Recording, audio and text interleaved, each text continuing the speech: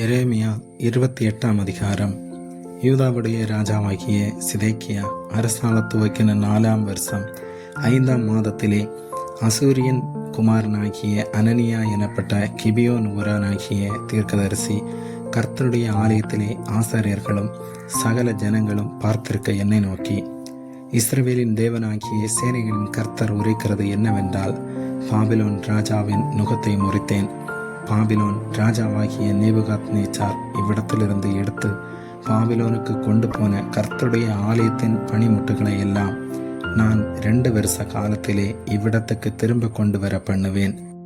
யோயாக்கிமின் குமாரனாகிய யெகோனியா என்கிற யூதாவுடைய ராஜாவையும் பாபிலோனுக்கு சிறையாக கொண்டு போகப்பட்ட யூதர் அனைவரையும் நான் இவ்விடத்துக்கு திரும்பி வர பண்ணுவேன். பாபிலோன் ராஜாவின் நுகத்தை உடைப்பேன் என்றார் என்று சொன்னான். அப்பொழுது எரேமியா தீர்க்கதரிசி ஆசாரியர்கள் பார்த்திருக்கவும் கர்த்தருடைய ஆலயத்தில் நின்றிருந்த ஜனங்கள் எல்லோரும் பார்த்திருக்கவும் அனனியா தீர்க்கதரிசியை நோக்கி, ஆமேன், கர்த்தர் அப்படியே செய்வாராக.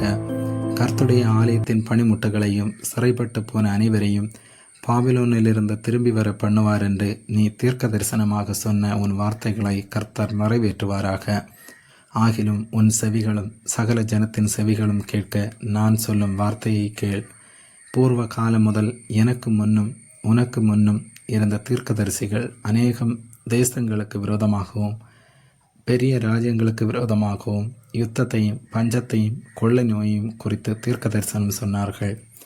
சமாதானம் வரும் என்று தீர்க்க தரிசனம் சொல்லியிருக்க, அந்த தீர்க்கதரிசி சொன்ன வார்த்தையின்படியே வந்தால் அப்பொழுது அவன் கர்த்தர் மெய்யாய் அனுப்பின தீர்க்கதரிசியாக விளங்குவான் என்று எரேமியா தீர்க்கதரிசி சொன்னான். அப்பொழுது அனனியா என்கிற தீர்க்கதரிசி எரேமியா தீர்க்கதரிசியின் கழுத்தில் இருந்த நுகத்தை எடுத்து அதை உடைத்து போட்டான். பின்பு அனனியா சகல ஜனங்களுக்கு முன்பாகவும் இந்த பிரகாரமாக 2 வருஷ காலத்திலே பாபிலோன் ராஜாவாகிய நேபுகாத்நேச்சாருடைய நுகத்தை சகல ஜாதிகளின் கழுத்திலும் இருந்து விலக உடைத்து போடுவேன் என்று கர்த்தர் சொல்லுகிறார் என்றான். அப்பொழுது எரேமியா தீர்க்கதரிசி தன் வழியே போனான்.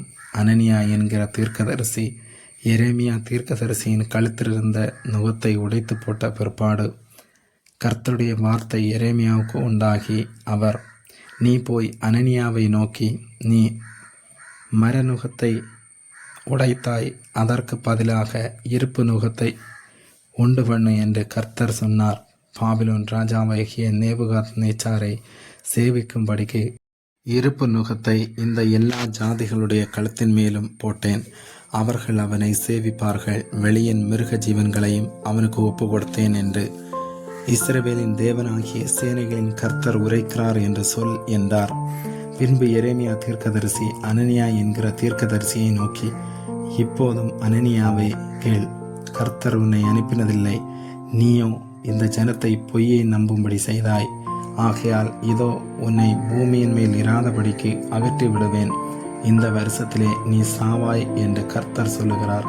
கர்த்தருக்கு விரோதமாய் கலகம் உண்டாக பேசினாயே என்றான். அப்படியே அனனியா என்கிற தீர்க்கதரிசி அவ்வருஷத்திலே தானே 7ஆம் மாதத்திலே செத்து போனான். ஆமேன்.